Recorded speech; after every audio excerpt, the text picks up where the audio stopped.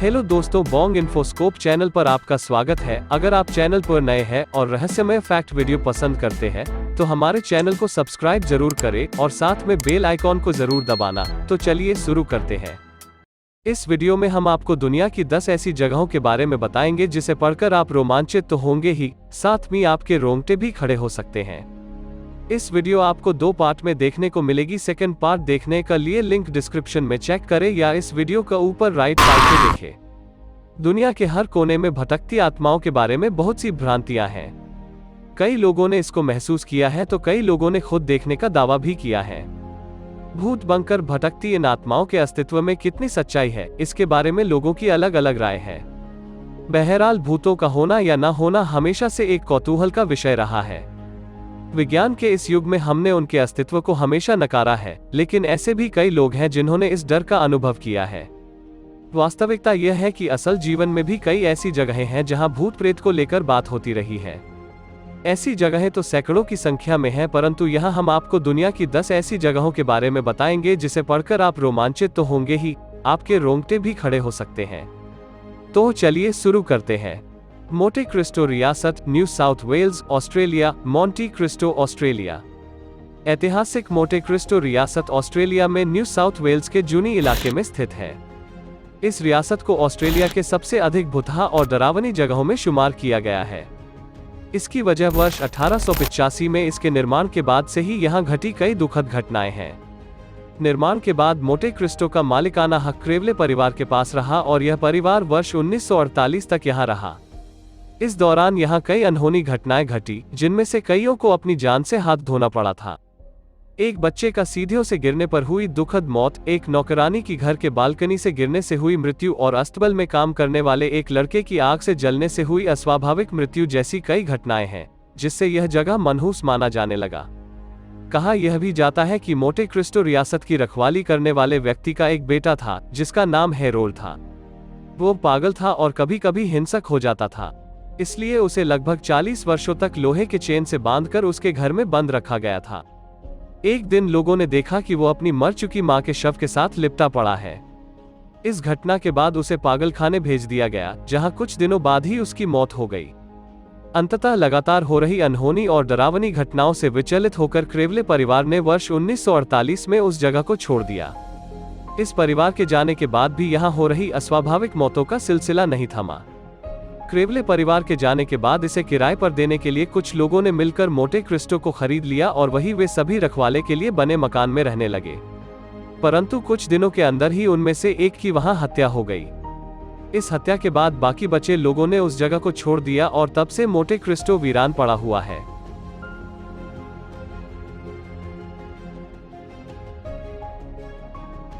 चंगी अस्पताल, Singapore. Singapore में नार्थवन रोड के किनारे बसे चंगी गांव में वर्ष 1930 में एक अस्पताल का निर्माण कराया गया था।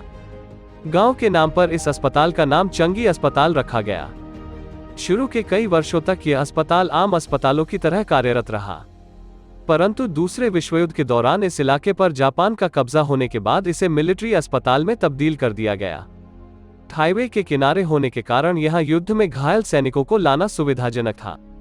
तब युद्ध के दौरान हजारों की संख्या में घायल जापानी सैनिकों को यहां लाया जाने लगा। हालांकि डॉक्टर, नर्स और अन्य सुविधाओं की कमी के चलते गंभीर रूप से घायल अधिकांश सैनिकों की मौतें होने लगी और दिन प्रतिदिन मौतों में इजाफा होने लगा। भारी संख्या में हो रही मौतों से अस्पताल की व्यवस्था चरमरा गई और अस्पताल एक भयंकर बीमारी की चपेट में आ गया। अब अस्पताल में फैले इस बीमारी का शिकार सैनिकों के साथ साथ डॉक्टर, नर्स और अन्य कर्मचारी भी होने लगे। फिर क्या था, अस्पताल भटकती आत्माओं का अड्डा बन गया। विश्व युद्ध की समाप्ति होते होते यह अस्पताल भी वीरान होने लगा और आसपास के लोग वहां जाने से कतराने लगे। अंततः अस्पताल खंडहर में तब्दील हो गया। आसपास के लोग कहते हैं कि उस समय से लेकर आज तक उन सैनिकों, डॉक्टरों, नर्सों और अस्पताल के अन्य कर्मियों की भटकती आत्माओं को खंडहर बन चुके अस्पताल परिसर में साफ महसूस किया जाता है। जब तक अस्पताल कार्यरत था, उस दौरान होने वाली अनहोनी की कई कहानियों की चर्चाएं वहां आज भी होती हैं। अस्पताल के खंडहर में आज भी वृद्ध व्यक्ति, नर्स, चौकीदार, डॉक्टर, सैनिक आदि को देखने का दावा कई लोग करते हैं। गुड होप का किला, केप टाउन, दक्षिण Africa. Castle of good hope, south Africa. दक्षिण अफ्रीका के केप टाउन में स्थित गुड होप के किले का निर्माण 17वीं शताब्दी में डच ईस्ट इंडिया कंपनी द्वारा कराया गया था। इसे दक्षिण अफ्रीका का सबसे पुराना औपनिवेशिक काल का भवन माना जाता है। मुख्यतः डचों ने इस किले का निर्माण केप के समुद्री रास्ते से गुजरने वाले जहाजों को रसद और अन्य सामानों की आपूर्ति के लिए एक ठिकाने के तौर पर बनाया था। गुड होप किले में सर्वप्रथम वर्ष 1915 में भूत को देखने का दावा किया गया। कहा जाता है कि कई लोगों ने एक लंबे कद के आदमी को किले के प्राचीर पर टहलते हुए देखा था। उसे देखे जाने का क्रम कई हफ्तों तक चलता रहा। कभी उसे किले की दीवारों पर उछलते हुए देखा गया, तो कभी किले के एक बुर्ज से दूसरे बुर्ज पर छलांग लगाते हुए। वो उस दौरान कुछ दिनों तक तो दिखा, परंतु उसके बाद वर्ष 1947 तक किसी ने उसे देखने का दावा नहीं किया। फिर इसके बाद आज तक लोग उसे कभी कभी देखने का दावा करते रहे हैं। इस किले का भुतहा होने का दावा करने वाले किले से जुड़ी एक और कहानी सुनाते हैं। 17वीं शताब्दी में ही गुड होप के एक गवर्नर थे जिनका नाम पीटर गिस्बर्ट था। 23 अप्रैल 1728 को संदिग्ध अवस्था में उनकी मृत्यु हो गई थी। जिस दिन उनकी मृत्यु हुई थी उसी दिन उन्होंने 7 सैनिकों को सेना में विद्रोह करने का दोषी पाते हुए उन्हें मृत्युदंड की सजा सुनाई थी। कहा जाता है कि उसमें से एक सैनिक ने गुस्से में पीटर गिस्बर्ट को श्राप दे दिया था। बाद में ठीक उसी दिन पीटर गिस्बर्ट को अपने कार्यालय में मृत पाया गया। मृत पीटर गिस्बर्ट की आंखों को देखकर दावा किया गया कि उनकी मृत्यु किसी खौफनाक दृश्य को देखने से हुई थी। इतना ही नहीं, गुड होप के किले में अक्सर एक औरत को भी मुहम रखकर और चिल्लाते हुए भागने का दावा लोग करते रहे हैं। इस घटना की पुष्टि तब हुई जब हाल ही में वहां हुई खुदाई के दौरान एक औरत का कंकाल मिला। इसके बाद लोगों ने उस औरत को फिर कभी नहीं देखा है। इसके अलावा गुड होप के किले से संबंधित और भी कई डरावनी घटनाएं जुड़ी हुई हैं। कहा जाता है कि 17वीं शताब्दी में ही किसी सैनिक ने किले के घंटाघर में घंटे की रस्सी से फांसी लगा लिया था। इस घटना के बाद उस घंटाघर को बंद कर दिया गया, परंतु आज भी उस घंटाघर में लगा घंटा आए दिन जोर जोर से अपने आप बजने लगता है और कुछ देर बाद फिर से शांति छा जाती है। यहाँ एक कुत्ते का भूत देखने की चर्चा भी जोरों पर है। कहा जाता है कि कभी कभी एक काला कुत्ता लोगों को दिखता है और फिर हवा में गायब हो जाता है। इन सब घटनाओं को सुनने के बाद केप टाउन के गुड होप किले का भुतहा होने से कौन इनकार करेगा। Suicide forest, Aokigahara, Japan. क्या आप विश्वास करेंगे कि दुनिया में एक ऐसी भी जगह है जहां जाने के बाद लोग खुदकुशी करने के लिए प्रेरित होते हैं और खुदकुशी करते भी हैं। आपको विश्वास हो या ना हो, मगर एक ऐसी जगह है और वो है जापान में माउंट फूसी की तलहटी में बसा ओकिगारा का जंगल। दुनिया में सुसाइड फॉरेस्ट के नाम से फेमस इस जंगल में हर साल सैकड़ों की संख्या लोग आत्महत्या के लिए जाते हैं। हालांकि अभी तक यह पता नहीं लगाया जा सका है कि यहाँ खुदकुशी किए जाने की वजह क्या है, परंतु यहाँ मरने वाले लोगों की तादाद इतनी अधिक हो जाती है कि लाशों को हटाने के लिए स्थानीय पुलिस को प्रतिवर्ष अभियान चलाना पड़ता है। आतंक फैलने के डर से पुलिस यहां आकर मरने वालों के आंकड़े जारी करने से भी बचती है। अभी तक सिर्फ एक बार वर्ष 2004 में सुसाइड फॉरेस्ट में खुदकुशी करने वालों का आंकड़ा सरकारी तौर पर घोषित किया गया था, जिसमें कहा गया था कि जंगल से 108 लाशें मिली हैं। हालांकि लोगों को खुदकुशी करने से रोकने के लिए प्रशासन ने जंगल में जगह जगह चेतावनी का बोर्ड लगा रखा है, जिसमें यहां आने वाले लोगों से खुदकुशी न करने की अपील की गई है।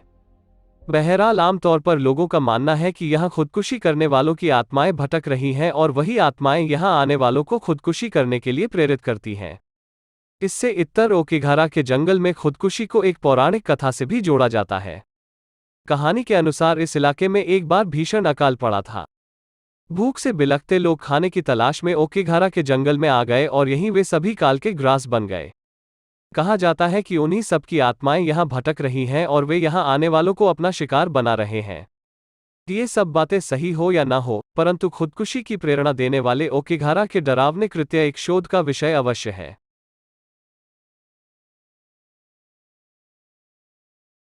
भांगड़, राजस्थान, इंडिया। खंडहर हो चुका प्राचीन भांगड़ रियासत राजस्थान में दिल्ली जयपुर हाईवे पर स्थित है। डरावनी और अनहोनी घटनाओं की वजह से इस जगह को भारत के सबसे अधिक चर्चित भुतहा जगहों में एक माना जाता है। इस जगह के खौफ का अंदाजा इसी तथ्य से लगाया जा सकता है कि भारत सरकार के पुरातत्व सर्वेक्षण विभाग के अधीन होने के बावजूद यहाँ पर पुरातत्व विभाग का कार्यालय नहीं है। वस्तुतः पुरातत्व विभाग का कार्यालय यहाँ से दूर स्थित है। रात में इस जगह से इंसान क्या परिंदे भी दूर रहते हैं। यहाँ के बारे में कहा जाता है कि रात में यहाँ जो भी जाता है वो लौटकर वापस नहीं आता। भांगड़ के खौफनाक अतीत से एक कहानी जुड़ा हुआ है। यह कहानी भांगड़ की राजकुमारी रत्नावती और उसी रियासत के एक तांत्रिक सिंधु सेवड़ा की है। कहा जाता है कि सिंधु सेवड़ा राजकुमारी रत्नावती से एक तरफा प्रेम करता था। एक दिन बाजार में वो इत्र की दुकान पर राजकुमारी को सम्मोहित करने के लिए इत्र से काला जादू करने वाला था कि राजकुमारी को इसकी भनक लग गई। रत्नावती ने गुस्से में उस इत्र की बोतल को वहीं पड़े एक बड़े पत्थर पर पटक कर फोड़ दिया। बोतल फूटने से इत्र पत्थर पर बिखर गया। दूसरी तरफ राजकुमारी के इस रौद्र रूप को देखकर सिंधु सेवड़ा घबरा गया और अपना संतुलन खोते हुए वहां से भागने लगा। आश्चर्यजनक तौर पर वो पत्थर भी तांत्रिक के पीछे दौड़ने लगा जिस पर इत्र बिखर गया था। तांत्रिक के पीछे भागते हुए उस पत्थर ने तांत्रिक को कुचल दिया और उसकी मृत्यु हो गई। मरने से पहले तांत्रिक ने श्राप देते हुए कहा कि जल्दी ही यहाँ रहने वाले सभी लोग मारे जाएंगे और यहाँ लंबे समय तक उनकी आत्माएं भटकती रहेंगी। तांत्रिक की बात सच साबित हुई। कुछ ही दिनों बाद पड़ोसी रियासत अजबगढ़ ने भांगड़ पर हमला कर दिया। भांगड़ में भीषण कत्लेआम हुआ और सभी लोग मारे गए। इसके बाद से आज तक भांगड़ आबाद नहीं हुआ और यह डरावनी और भूतहा दुनिया का एक हिस्सा बन गया। कहा जाता है कि उस कत्लेआम में मची चीखें आज भी वहां सुनी जाती हैं। रात के वक्त भटकती आत्माएं जागृत हो जाती हैं और प्रतिशोध लेने के लिए इंसान की तलाश करती है। इसी वजह से रात में वहां जाने को वर्जित कर दिया गया है।